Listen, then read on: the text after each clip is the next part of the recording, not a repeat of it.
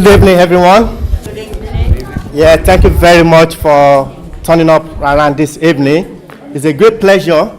I quite understand every one of us has tight schedule, but for you to still have time to be here, I really appreciate that.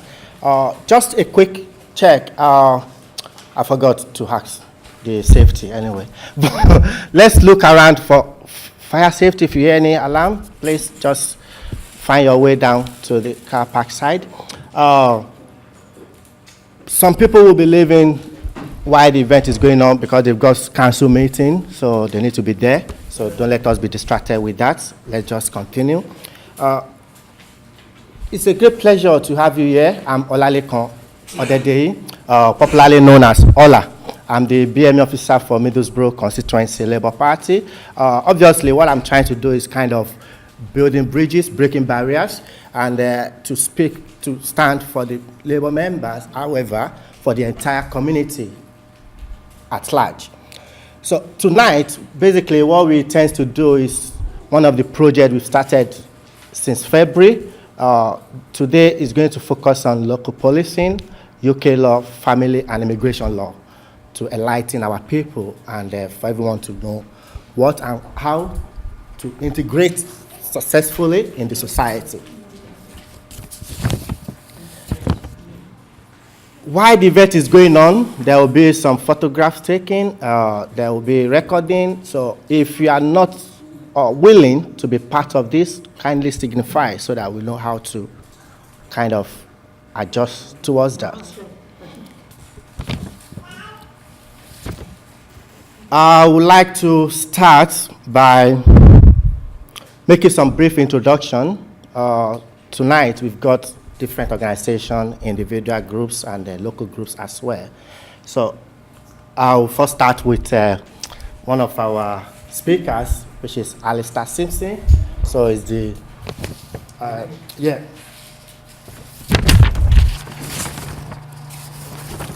Alistair is the Chief Superintendent Officer, and he works with Cleveland Police. He's the neighborhood policing and partnership in charge. The next speaker I will invite, because I want everybody to be here, is going to be a kind of education, enlightenment, training, speech, and questions, because the topic is question time with local police. How do we build that trust? How do we build that relationship? In particular, the BME community perspective. So I would like to welcome our second speaker, which is Mr. Barry Koppinga. He's a police and crime commissioner for Cleveland here.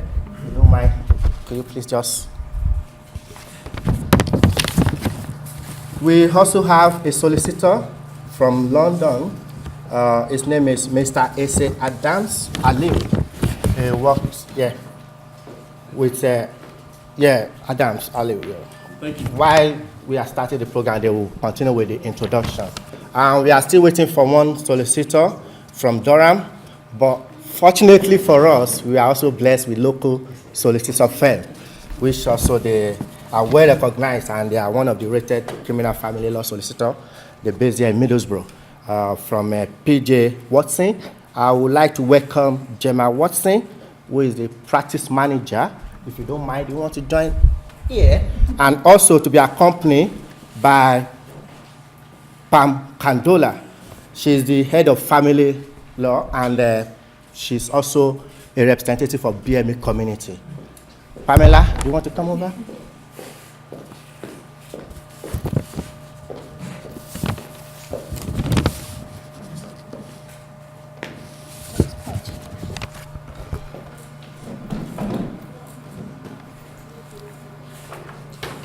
So while the other people are coming, I will let you know. So I would like to open this by handing over to the people that's always behind me, that show me where to go and how to step within the community. And it's no other person than Councillor Margaret Water. She's the Middlesbrough Constituency Labour Party chair. Councillor, do you want like to have opening remarks, please?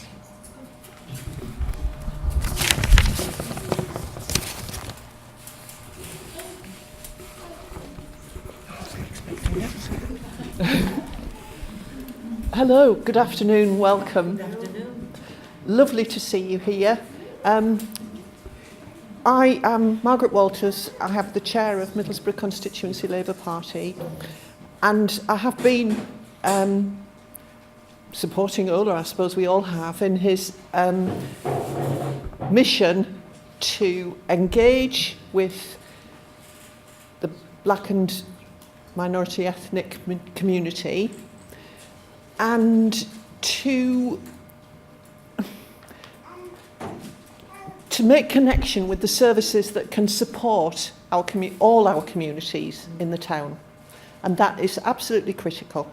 Integration, engagement, working together to make this town, for everyone, a better place to be. Somewhere we can all have access to the services that are available to us, so we know what we can reasonably expect, and we know how to behave and support each other in achieving that. So it's great that you've come along. I hope everybody's going to talk freely and openly and listen carefully to what each other are saying. So have a lovely evening. Thank you. Thank you very much. Thank you. When you see me on social media, you should know I have some people that cover me off. So the next thing is to go to a very small 2-3 minute slideshow of video of Everyone Matters program put together by Cleveland Police. But unfortunately, you don't need to go. There is no internet. Unfortunately, we cannot play it. But those of you that you've put down your email, we are going to send out to you. And even one of the presentation today is part of it. So if I'm allowed to share the slide, I will let you know. You will seek permission from him today. So with that, in the absence of that,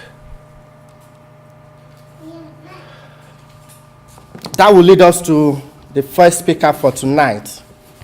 Like I've mentioned earlier, is Chief Superintendent Alistair Simpson.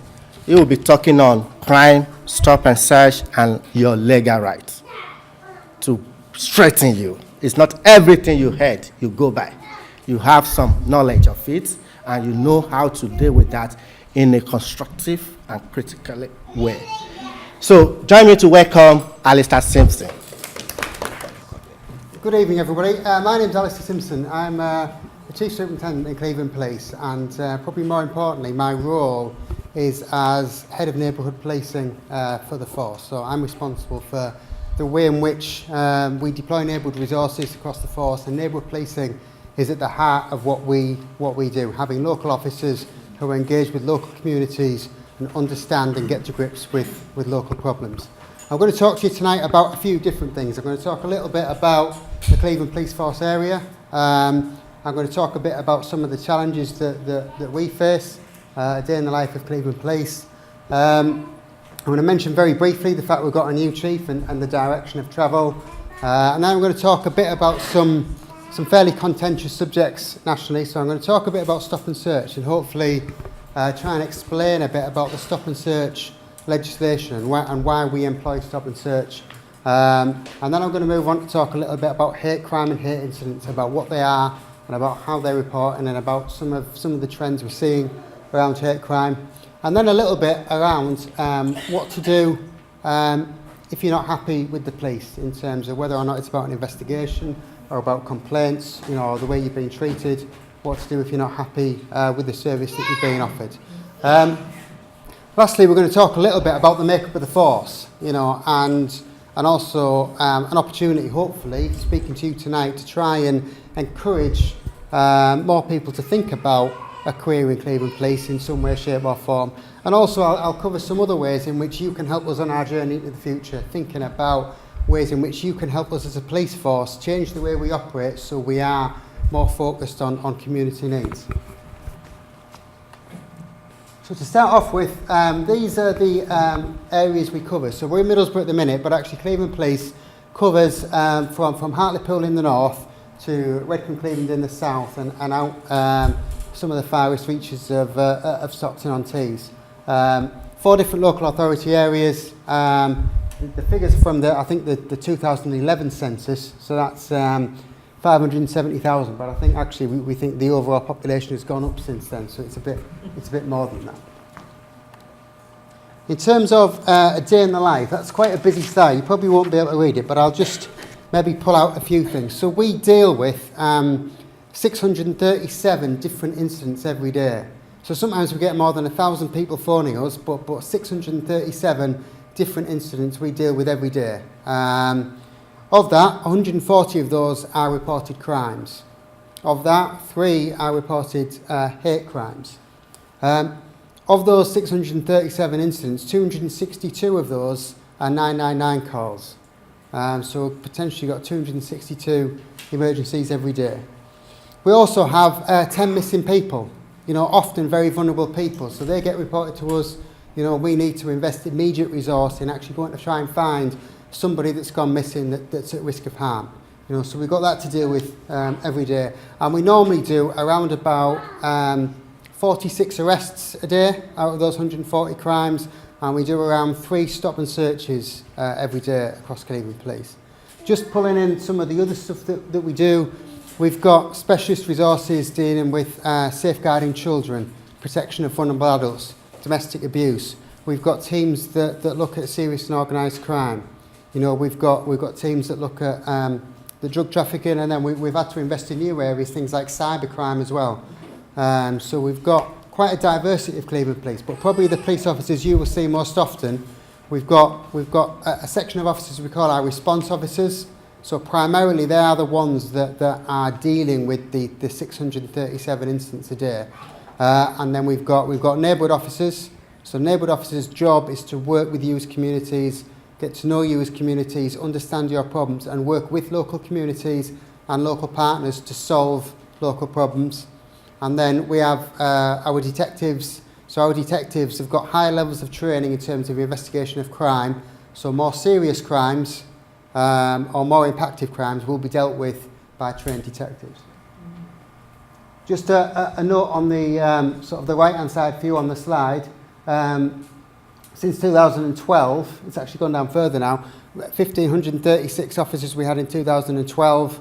Now we've got well under 1,300. So we are dealing with increasing demand in a context of much reduced workforce. So we are constantly struggling to keep pace and finding new ways to try and hopefully prevent crime and disorder occurring, and also find the most efficient way of dealing with the ways with the issues that are presented to us.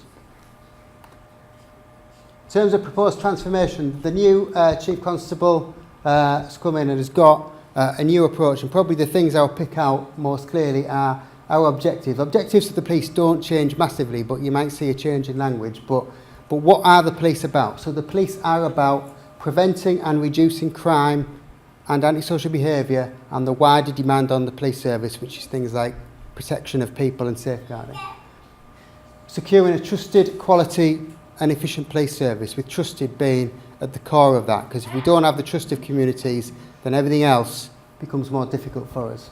Protecting the most vulnerable in society and putting victims, witnesses and communities at the heart of what we do. So that's what we as a police force are about, and on the right hand side are the values. So this is the way we should be going about our business. So you should come across police officers, police staff, specials, volunteers that have integrity, impartiality, transparency and a real belief in public service. So stop search. As I've said, stop search can be quite contentious. It's certainly contentious nationally, and has caused real divisions between communities in the police in some parts of the country. Essentially, stop search legislation gives police officers the authority to stop someone in the street and detain them for the purpose of a search. But they can only do that, we can only do that, if we have reasonable grounds to suspect that that person is carrying prohibited articles, is carrying drugs, or is carrying stolen items. So essentially, stolen property, weapons, or drugs. So why do we have it? This power's been around a long time. This power is a power for public good. This power, the power of stop search, is to prevent and detect crime, and it's to keep people safe. So if we get a report that somebody's carrying a knife, we've got the...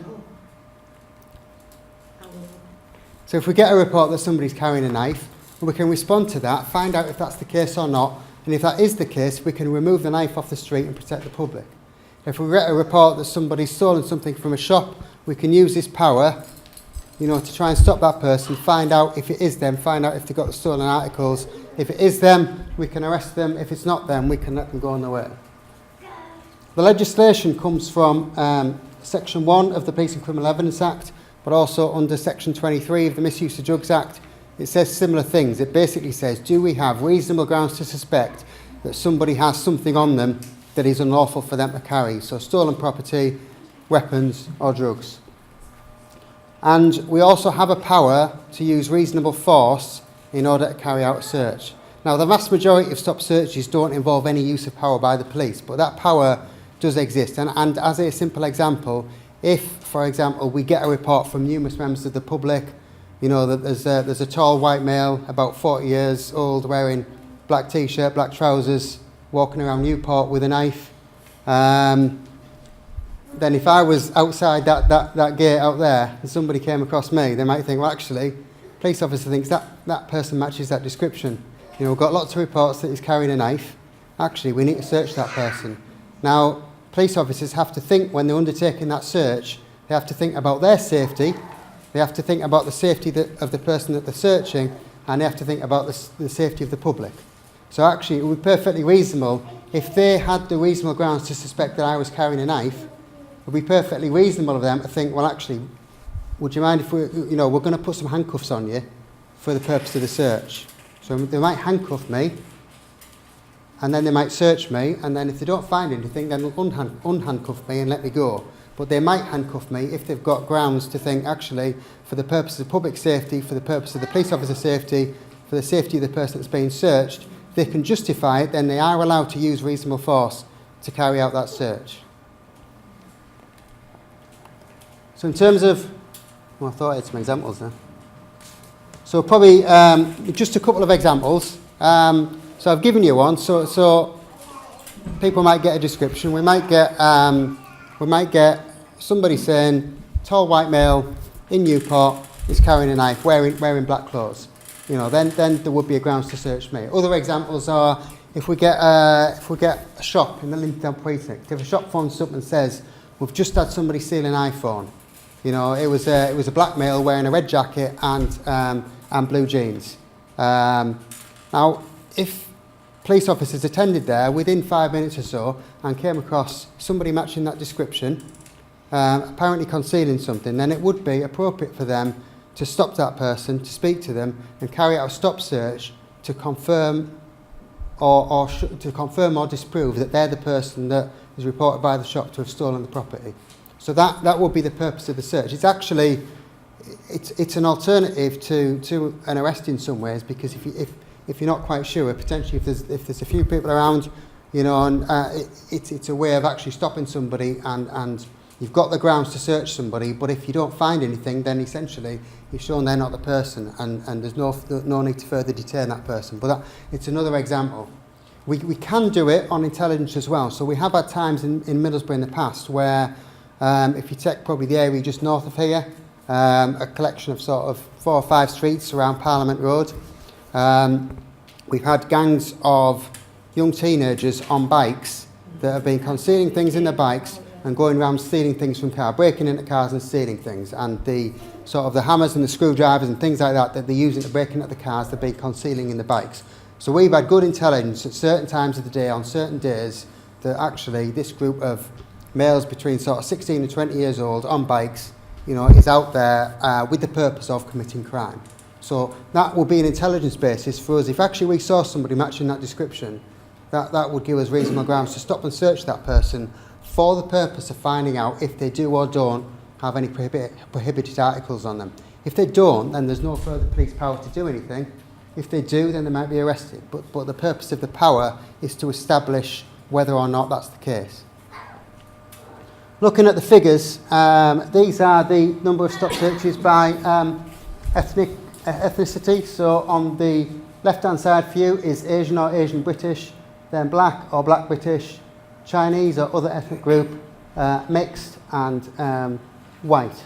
And obviously that shows probably, I wouldn't say disproportionate, but it shows a higher number of searches, certainly for black or black British. But I want to give you some context in terms of that, because that higher number of searches amounts to 5 searches between January and June this year, 5 searches over 6 months.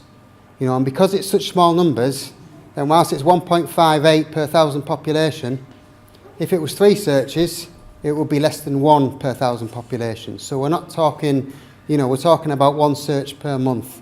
So hopefully that will sort of calm any fears that there is a disproportionate focus. Also, it's worth you asking the question, given that this is a preventative tool and should be a targeted tool, it's worth looking at, well, what's the extent of searches that are successful? You wouldn't expect all of the searches to be successful, because if we knew that you were carrying it, then we would have to arrest you.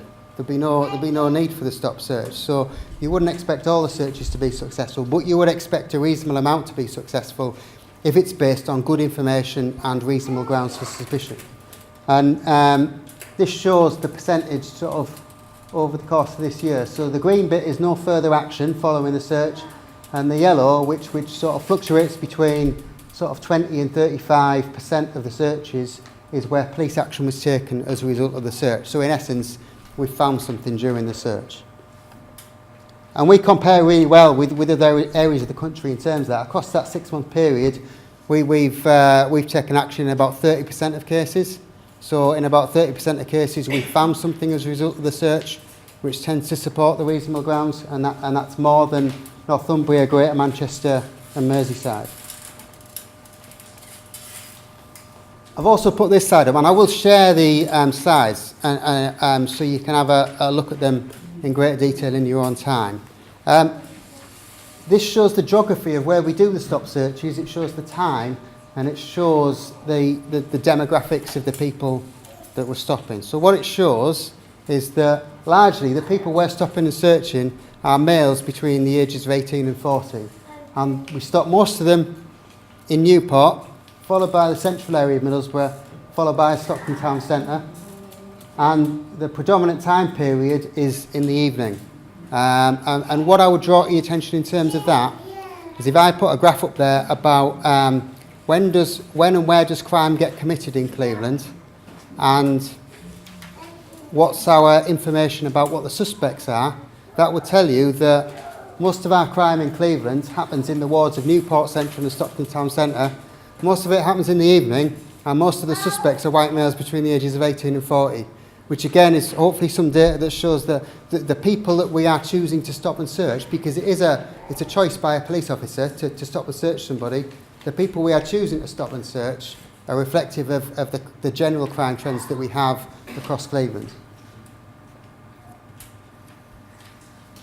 There's a couple more examples, but I think I've covered some examples. So, probably what's more importantly for me is not, well, it is important that police officers stop and search and have lawful grounds to do that. They've got the reasonable grounds. But it's also about the way that they treat people when they stop and search people. So this is what a good stop search looks like. Officers should be courteous, officers should explain the process, and officers should manage people's expectations. You are entitled, the police officers should tell you their name and the police station that they work from. They should tell you what it is they're expecting to find.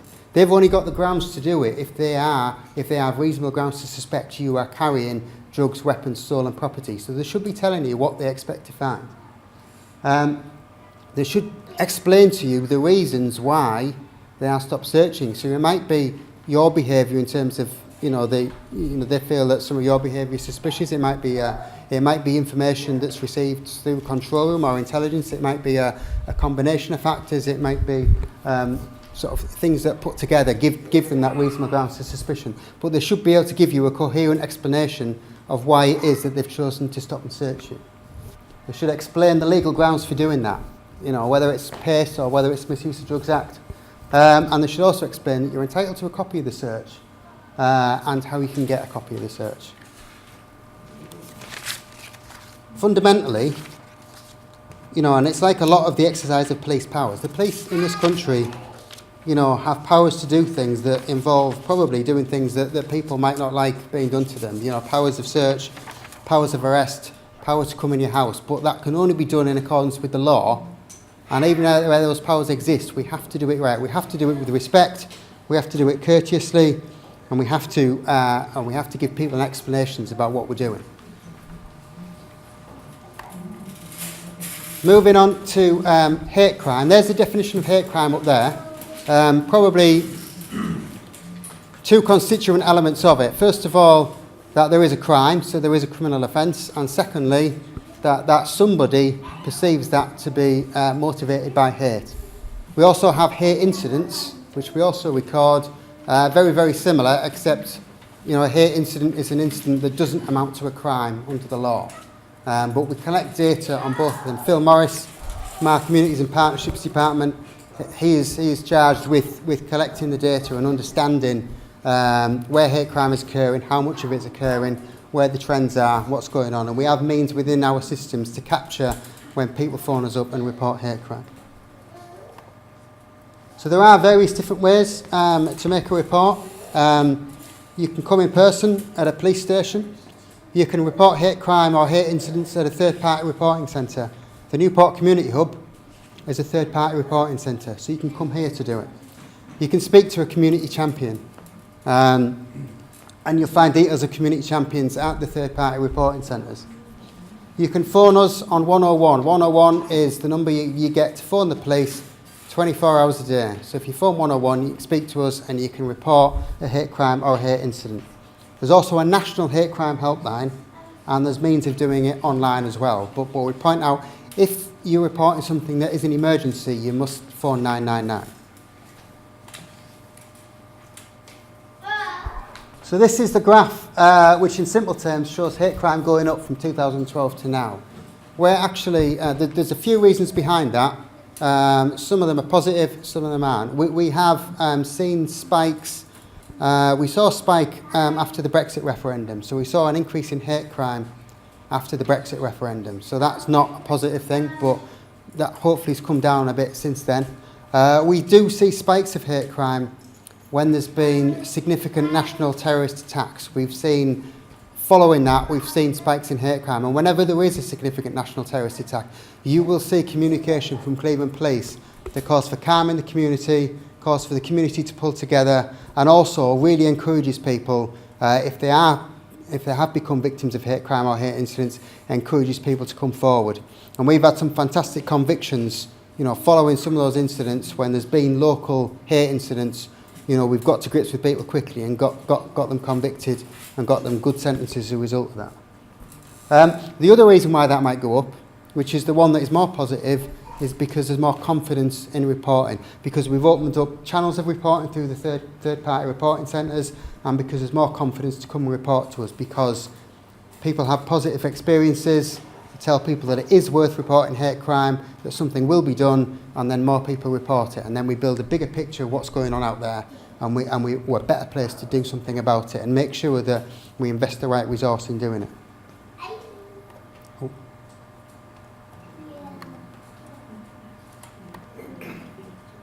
So third-party reporting centres, we do acknowledge some people don't want to speak to the police directly or don't feel confident in speaking to the police directly. So you can come somewhere like this and speak to someone and make a report here. It's your choice about whether or not you forward your contact details to the police, but naturally if you don't forward your contact details to the police, we might have a record that something's happened, but we won't be able to investigate the incident. There's a list there, so we'll circulate the presentation. The link on the bottom will take you to the full list across Cleveland of where all the third-party reporting centres are. And the other thing I would mention, that some people won't be confident in speaking English, but we've catered for that. So if you're not confident in speaking English, then you can go to a third-party reporting centre. You can call 101, and when the operator answers, you can give the language that you would like to speak in. We've got access to something called language lines, so the call takers can access interpreters. So it'll take a bit of sorting out to get get right, but we'll get the interpreter for the right language on the phone so you can tell us what you want to report. Similarly, you can attend a police station, and the police station, you know, we can access language line at the police station, and we can take your report through that way. Or you can speak to somebody in the community that you trust, you know, and ask them to come forward and do it on your behalf. And the Cleveland Police website has a load of accessibility settings, and on that, you know, you can pick the flag of sort of the country or the language that you want to communicate in, and that gives you options to report through that way. We know we aren't perfect, and these are quotes of times when we haven't done it right. You know, and that sometimes comes out of lack of awareness, sometimes comes out of lack of care, sometimes comes out of officers being busy, but bottom line is it's unacceptable. You know, but we've seen some experiences, and generally, you know, the focus groups we've held and the feedback we've had from victims of hate crime, the scrutiny panels, it's around the same sorts of things that officers didn't really listen, didn't take time to understand what was going on, didn't provide clear expectations about what would happen next, or didn't keep the promises around keeping in touch and letting people know what happened. But, and I'll come on to things like scrutiny panels in the end. That's why we've spent a lot of work trying to work with communities, with victims of hate crime, you know, to try and understand about the experiences of people who report things to the police, so we can try and make things better. So some of this has come out of, you know, a series of scrutiny panels that we've held, and we would encourage all of you to get involved, you know, in some of those scrutiny panels and be part of helping us understand where we get it wrong and understand how we can get it right. You know, and we've got examples of people that actually started off on the first page and ended up on this page because we've managed to put the wheel back on and get things right and deliver a really, really good service to the public.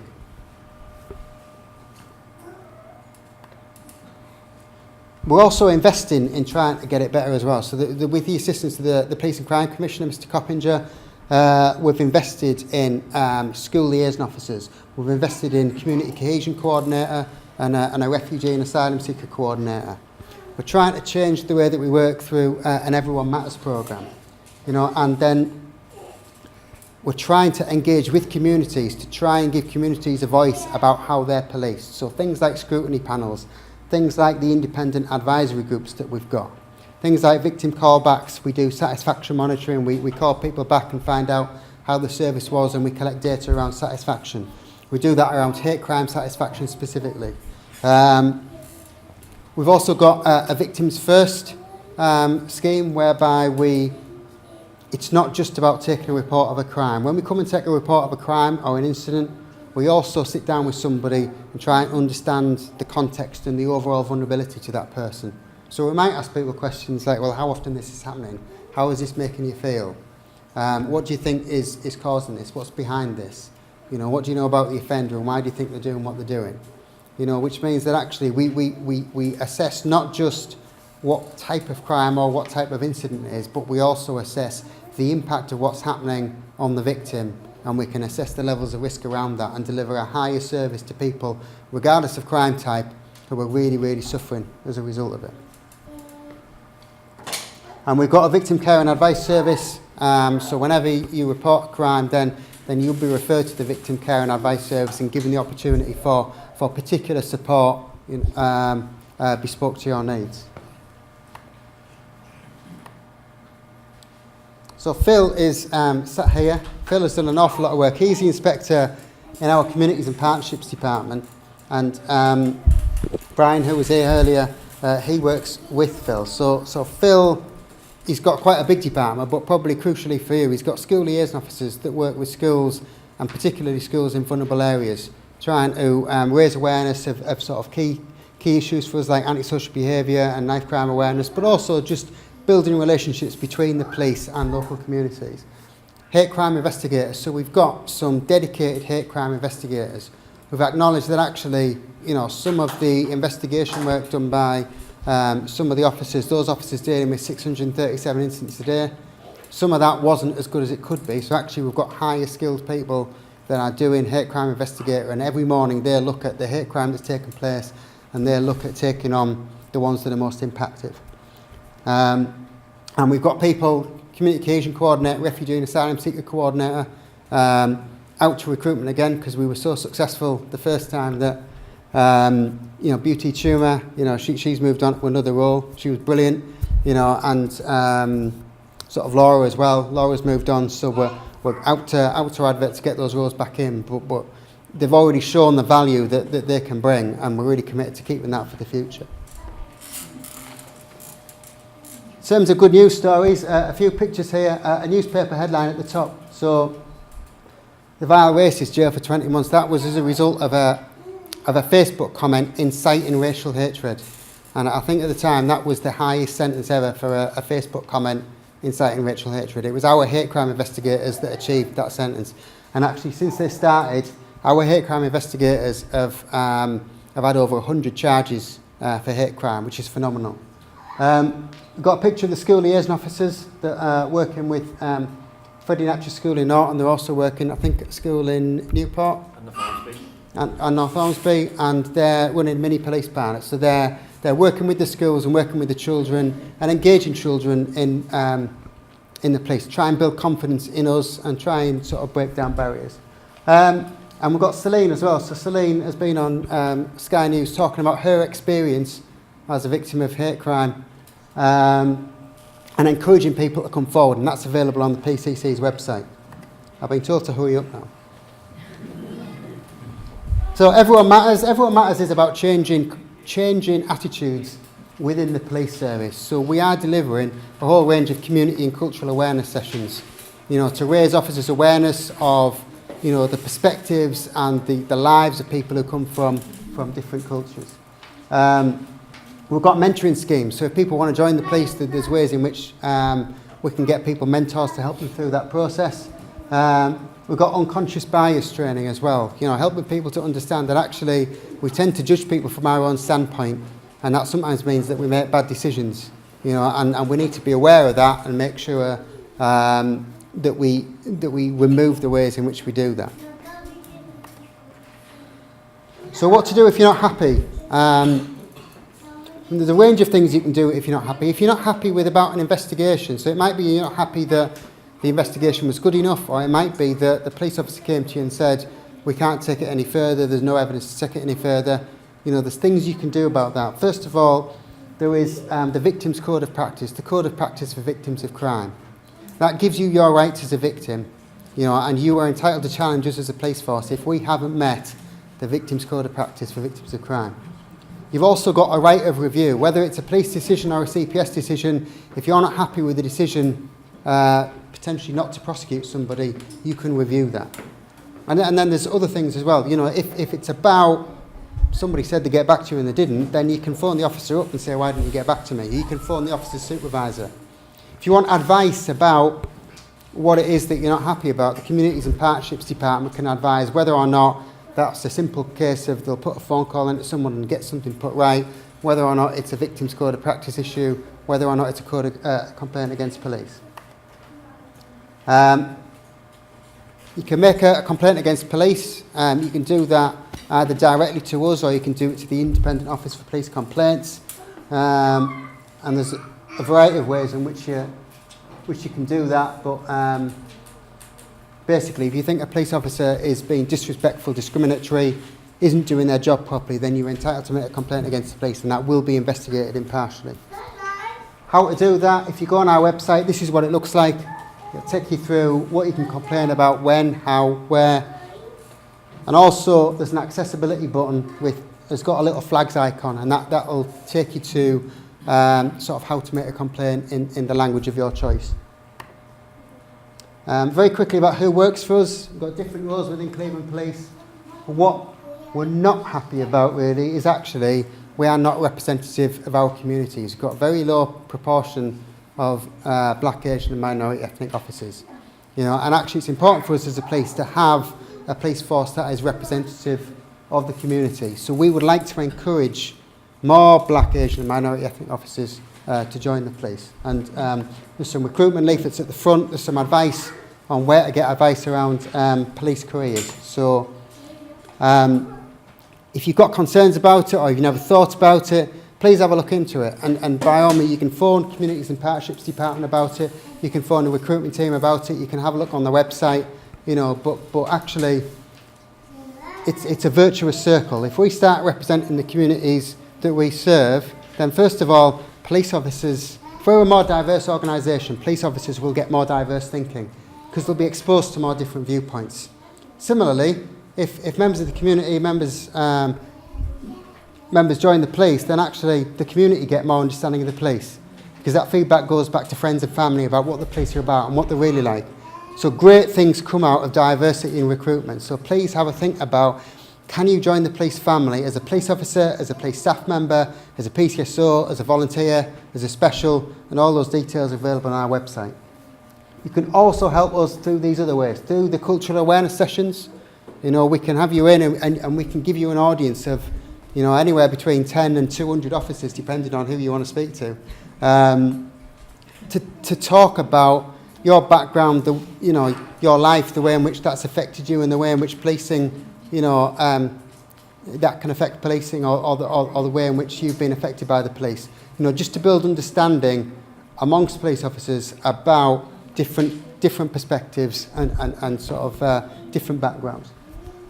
Scrutiny panels. You can join our scrutiny panels and be part of that feedback to us about when we've got it right and when we've got it wrong.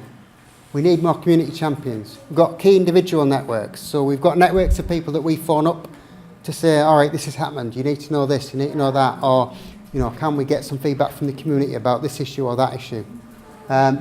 Independent advisory groups and strategic independent advisory groups.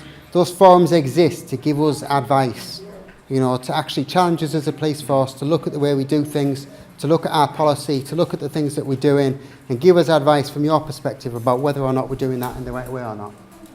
You can come for a ride along. You can contact Phil's department if you want to just come out with the police. You can come and sit in our vans and come out with us for a few hours and see the way we do business. If you do that, we would really like you to do that. If you do that, then we'd like you to tell us what you think afterwards about the way in which we've interacted with the public and whether or not we could do things a little bit better. And you can volunteer as well. You can come and join us as a volunteer, and that can help, you know, help us massively, you know, and build links with the community. So, Ola, I'm sorry I've gone more than 10 minutes, and I'm ready for questions. Thank you very much. Can we give him a round of applause?